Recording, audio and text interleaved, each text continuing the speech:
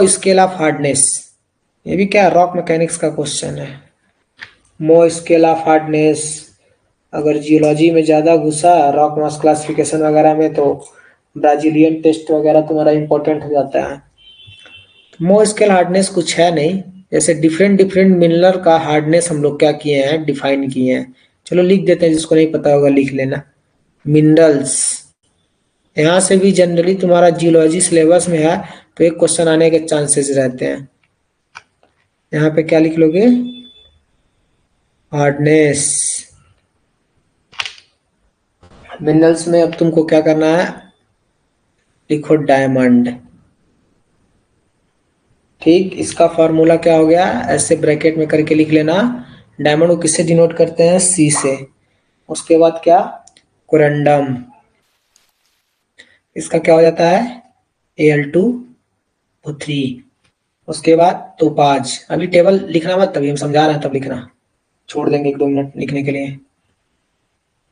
Al2, फिर छोटा bracket बनाओ, SiO2, नहीं SiO4 कर लो, SiO4, FOH2। टोपाज का ये फार्मूला होता है। क्वार्ट्ज का सबसे आसान होता है क्या, SiO2, ऑर्थोक्लॉज। ऑर्थोक्लॉज का क्या होता है, KAISI3O8। एपेटाइट, एपेटाइट का क्या होता है तुम्हारा, CaSPO4। फ्लोराइट, कैल्साइट, जिप्सम, और सबसे पहला क्या होता है हमारा, टाक।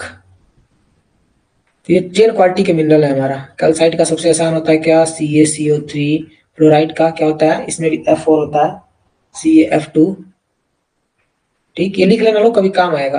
कभी कभी क्या होता है कि ये देखो इसका केमिकल फार्मूला नाम ना लिख के कैल्साइट का दे देगा। COCa3 का जो मिनरल है, ठीक है, कौन सा मिनरल है, तो कैल्साइट है, इसका हार्डनेस कितना होता है। कभी कभी ये एग्जैक्ट नाम ना लिख के ऐसे केमिकल फार्मूला लिखा, अगर एग्जामिनर थोड़ा सा क्वेश्चन को टफ करना चाहे तो। CaSO4 into 2H2O।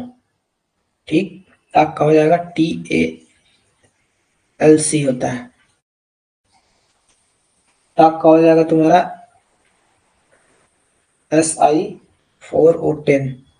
ये तुम्हारा इतना है मो स्केल ऑफ हार्डनेस।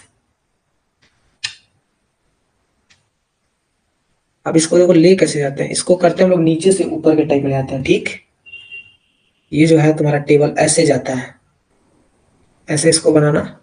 ये आई है इंक्रीजिंग हार्डनेस से, क्या लिखा है, इंक्रीजिंग हार्डनेस, यानी कि जैसे जैसे तुम, ये तुम्हारा टॉप होता है, इसका हार्डनेस कितना है 1, इसका कितना है 2, इसका हार्डनेस कितना है, कैल्साइट का 3, इसका कितना है, फ्लोराइड का 4, एपेटाइट का 5, ठीक, अर्थोक्लाज का 6, क्वार्ट्ज का 7।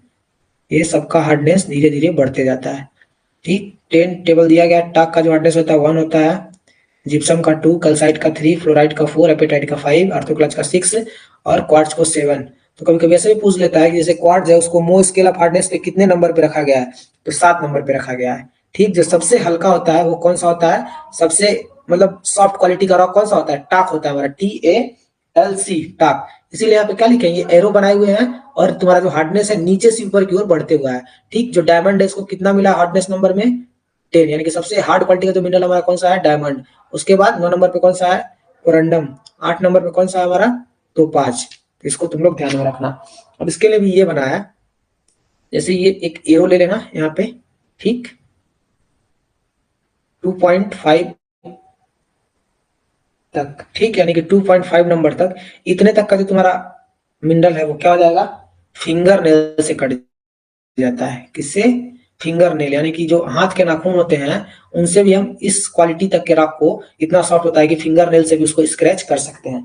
ठीक, उसके बाद हम लोग आते हैं 5.5 पे, यानी कि 2.5 तक को हम फिंगर नेल से स्क्रैच कर सकते हैं। 2.5 के बाद 5.5 तक का जिस मिनरल का हार्डनेस है उसको हम लोग नाइफ से स्क्रैच कर सकते हैं, यानी कि चाकू से भी वो इजिली कट जाएगा, नाइफ और ग्लास या फिर नाइफ एंड ग्लास। ठीक। उसके बाद दिया हमारा 8.5, क्या 8.5, ये जो 5.5 है, ठीक, यहाँ तक के जो मिनरल्स उनको हम नाइफ और ग्लास से भी क्या कर सकते हैं, स्क्रैच कर सकते हैं, कट कर सकते हैं। बाकी 5.5 से ऊपर जिसमें आर्थोक्लॉज, क्वार्ट्ज, टोपाज आ जाता है, मेनली तीन, इन तीनों मिनरल्स को लोग क्या कर सकते हैं, स्टील नेल से, स्टील नेल समझ रहे हो, यानी कि बहुत तेज धार वाली जो स्टील नेल है उससे हम लोग इसको क्या कर सकते हैं, स्क्रैच कर सकते हैं। नहीं 6.5 तक को स्टील नेल से होता है शायद, एक मिनट रुको, ये मत लिखना, इसके ऊपर तो ड्रिल वेट हो जाएगा ना। तो 5.5 तक ठीक है तुम्हारा। इसके बाद आता है तुम्हारा 5.5 तक किससे कर सकते हैं, और 6.5 तक के हार्डनेस के मिनरल को हम लोग क्या कर सकते हैं, स्टील नेल से स्क्रैच कर सकते हैं। यानी कि चाकू से थोड़ा सा तेज होता है, चाकू से बढ़िया होता है स्टील नेल। और 8.5 के ऊपर का जो हार्डनेस है, इसको हम लोग क्या कर सकते हैं, कैसे, ड्रिल बिट से स्क्रैच कर सकते हैं। इसको ध्यान में रखना। अगर कोई भी ऐसा मिनरल है, फॉर एग्जाम्पल टाक जिप्सम है, इसको हम लोग फिंगर नेल से स्क्रैच कर सकते हैं, इसका हार्डनेस 5.5 तक है। जैसे कि टाग, जिप्सम, कैल्साइट, फ्लोराइड, एपेटाइट सब आ जाएगा, उसको हम लोग नाइफ और ग्लास से भी स्क्रैच कर सकते हैं। ऑर्थोक्लाज है, ठीक, और उसमें थोड़ा बहुत क्वार्ट्ज की मात्रा है, तो उसको हम लोग स्टील नेल से स्क्रैच कर सकते हैं।